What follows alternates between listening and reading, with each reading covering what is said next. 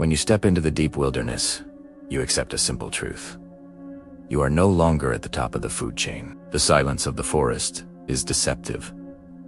It hides things, sometimes animals, sometimes nature itself, but frighteningly often, it hides other people. These 3 terrifying true stories will make you think twice before wandering off the trail alone. The first story comes from a man named Elias who went hunting in the dense forests of northern Idaho.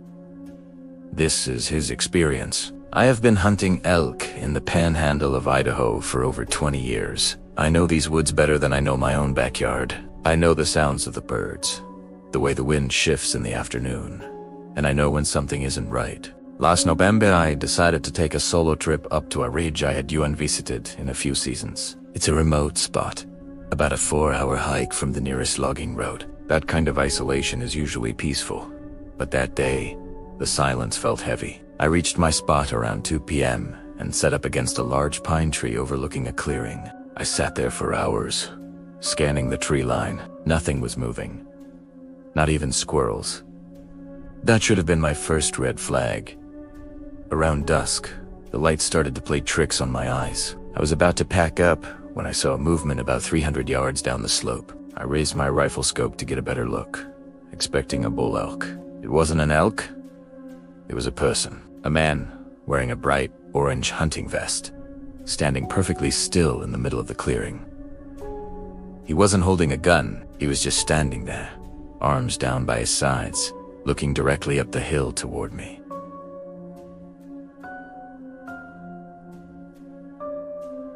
I lowered the scope and rubbed my eyes. When I looked back, he hadn't moved an inch. It was strange because I hadn't seen any other trucks parked at the trailhead. We were miles from civilization. I waved, thinking maybe he was lost. He didn't wave back. He didn't react at all. A cold feeling started in my stomach. I decided to pack up and head back to my truck immediately. Primera way le qued, fast, constantly checking over my shoulder. About 20 minutes into the hike back, I stopped to tie my boot. The woods were dead silent, and then I heard it. Snap. A twig broke, not far behind me. I froze. I waited. Another snap. Someone was walking, matching my pace. When I stopped, they stopped. Hello. Primera, que lead out. My voice sounded weak in the vast trees. No answer. I gripped my rifle tighter and started walking again, faster this time. The footsteps behind me sped up too. It wasn't an animal. Animals don't have a rhythmic, heavy, 2-footed gait like that. I broke into a jog. I needed to get to the logging road. The sun was almost gone, and I didn't want to be in the dark with whoever this was. I risked a glance backward, through the trees, maybe 50 yards back. I saw the flash of that bright orange vest. He was keeping pace with me, effortlessly, but he wasn't running like a normal person. He was moving with a strange, loping stride, almost skipping. I ran. I didn't care about making noise anymore. I sprinted until my lungs burned.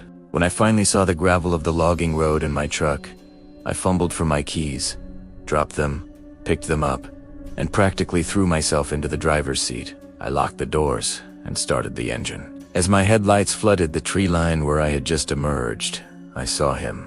He was standing right at the edge of the woods. He was smiling, but it wasn't a friendly smile. It was wide, too wide, and his eyes were wide open, unblinking. He just waved at me. A slow, stiff wave. I tore out of there doing 60 on a dirt road. I haven't been back to that ridge since.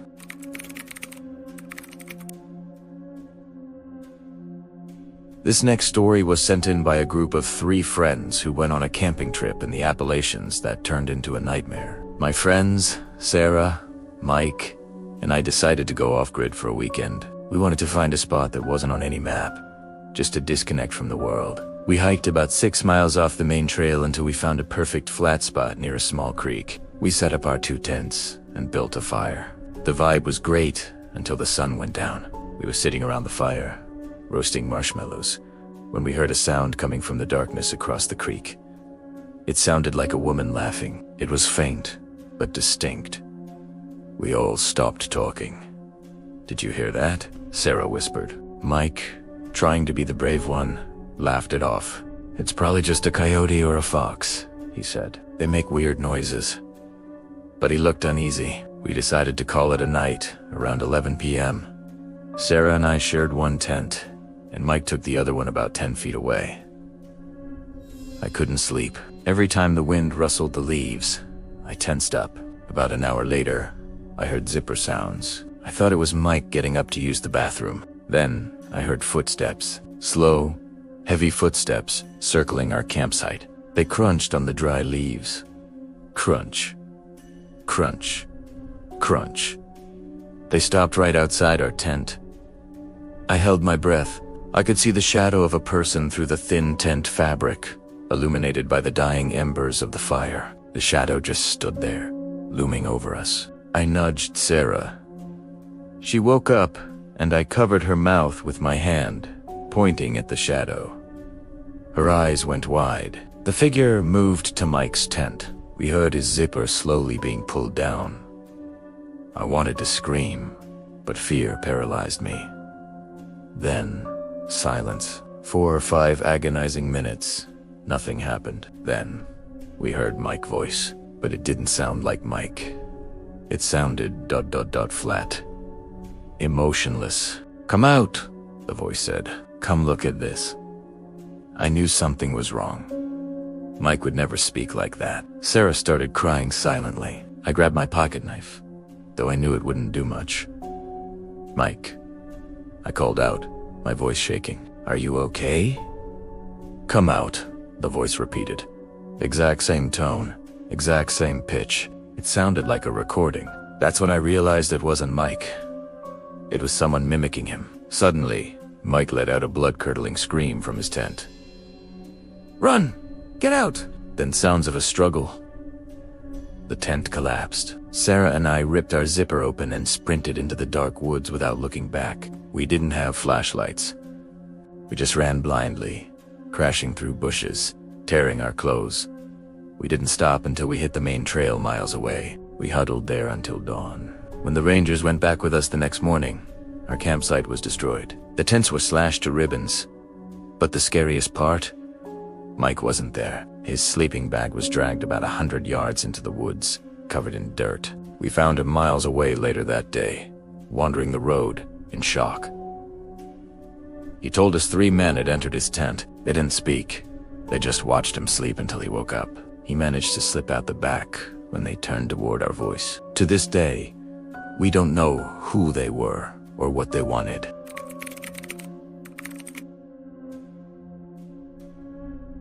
The final story is from a man named James, who worked as a night watchman for a private hunting reserve. I took the job because it paid well, and I like solitude. My job was to patrol the perimeter of this massive 5,000-acre property to keep poachers out. I drove a truck, but sometimes I had to get out and walk the fence line where the terrain was too rough for tires. It was usually boring work. One night in October, around 3 a.m., I saw a flashlight beam cutting through the trees in the north sector. That area is miles from any public road. I parked my truck, grabbed my flashlight and my sidearm, and headed into the woods. I didn't turn my light on immediately. I wanted to catch them by surprise. I crept through the underbrush, moving as quietly as I could. I saw the light flickering ahead near an old dried-up riverbed. As I got closer, I smelled something terrible, like copper and rot. I assumed they had poached a deer and were gutting it. I hid behind a large oak tree, about 30 feet away, and peeked around. There were 2 men. They weren't wearing hunting gear. They were wearing dark plastic raincoats, even though the sky was clear. They were digging a hole, a deep one. Next to the hole was a large bundle wrapped in a blue tarp. It was the size of a human being. My heart hammered against my ribs. This wasn't poaching. I reached for my radio to call the sheriff, but my hand was shaken so bad I fumbled it. The static hiss of the radio squawked loud in the silence. Both men stopped digging instantly. They snapped their heads toward my tree. One of them turned his flashlight directly onto me. I was blinded. "Hey," I shouted, trying to sound authoritative. "Security! Put the shovels down." The man holding the flashlight didn't say a word. He just reached into his coat and pulled out a handgun. He fired blindly. The bullet took a chunk of bark off the tree right next to my head. My ears rang. I dropped to the ground and scrambled back, firing a warning shot into the air. I didn't wait to see if they were scared. I ran back, toward my truck, zigzagging through the trees. I could see their flashlight beams bouncing behind me, cutting through the dark. They were chasing me. These weren't poachers scared of a fine. These were killers protecting a secret.